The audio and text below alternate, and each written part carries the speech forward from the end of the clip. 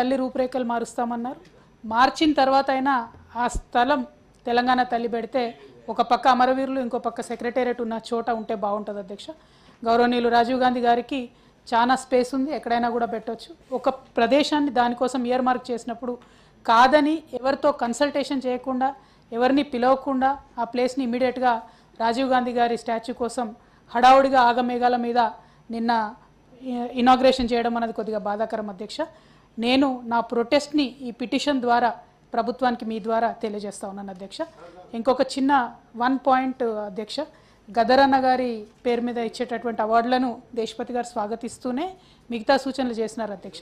అయితే ఈ మండలిలో 2 ప్రముఖమైనటువంటి సాంస్కృతిక వేత్తలు ఉన్నారు అధ్యక్ష. ఒకటి దేశపతి శ్రీనివాస్ గారు, ఇంకోటి గోరేటి వెంకన్న గారు.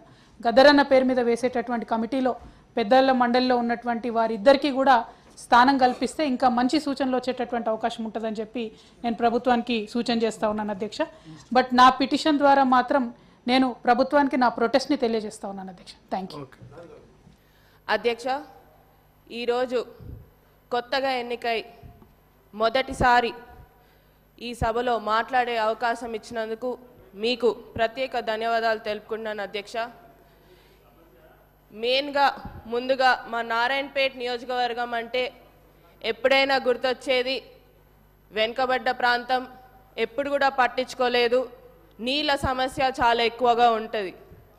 ఈరోజు మా నారాయణపేట నియోజకవర్గ ప్రజలందరి తరపున, రైతు మిత్రుల తరపున ఈరోజు మాకు పండగ లాగా ఏదైతే ముఖ్యమంత్రి గారు మాకు జియో 69 ద్వారా Narayanpet Kodangal lift irrigation administrative sanction అనేది ఇవ్వడం జరిగింది.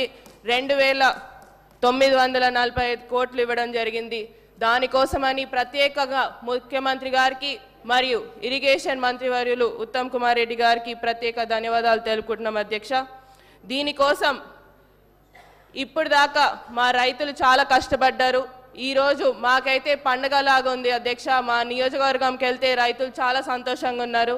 ఈ ప్రాజెక్ట్ వల్ల ఏదైతే 1,00,000 ఎకరాలకి నీళ్ళు అనేది మాకు సాగునీరు అనేది రాబోతుంది. ఎందుకంటే వలసలు జిల్లాగా మారిందని చెప్పి ఇంతకుముందు కూడా అన్నారు.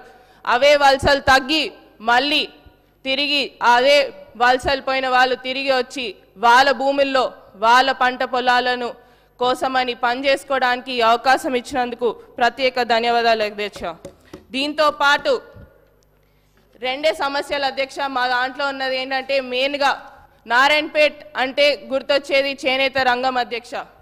చేనేత రంగంని కూడా నారాయణపేట్గా మీ ద్వారా ముఖ్యమంత్రి గారిని మరియు టెక్స్టైల్ ఇండస్ట్రీ మంత్రివర్యులు తుమ్మల నాగేశ్వరరావు గారిని నారాయణపేట నియోజకవర్గంలో చేనేత కార్మికుల ఉపాధి కోసమని ఒక టెక్స్టైల్ పార్క్ని మంజూరు చేయాలని మా మనవి అధ్యక్ష.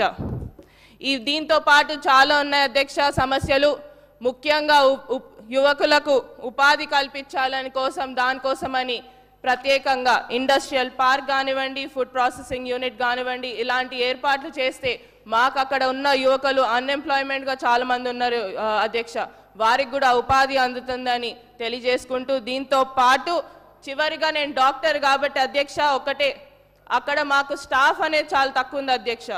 మాకు ఈ ఏదైతే డిస్ట్రిక్ట్ హాస్పిటల్ కానివ్వండి ఆడ స్టాఫ్ అనేది సరిగ్గా ఉండదు. మా పిహెచ్సిలు సిహెచ్సిలు ప్రతి ఒక్క ప్లేస్లో కూడా స్టాఫ్ చాలా తక్కువ ఉంది అధ్యక్ష. ఆ స్టాఫ్ కోసమని కూడా మా హెల్త్ మినిస్టర్ వర్యులని దామోదర్ రాజనరసింహ గారిని మరొకసారి కోరడం జరుగుతుంది. ఏదైతే స్టాఫ్ అనేది కూడా పెంచాలని కోరుతున్నాం అధ్యక్ష. ఈ అవకాశం ఇచ్చినందుకు ప్రత్యేక ధన్యవాదాలు అధ్యక్ష. దయచేసి నమస్కారం అధ్యక్ష.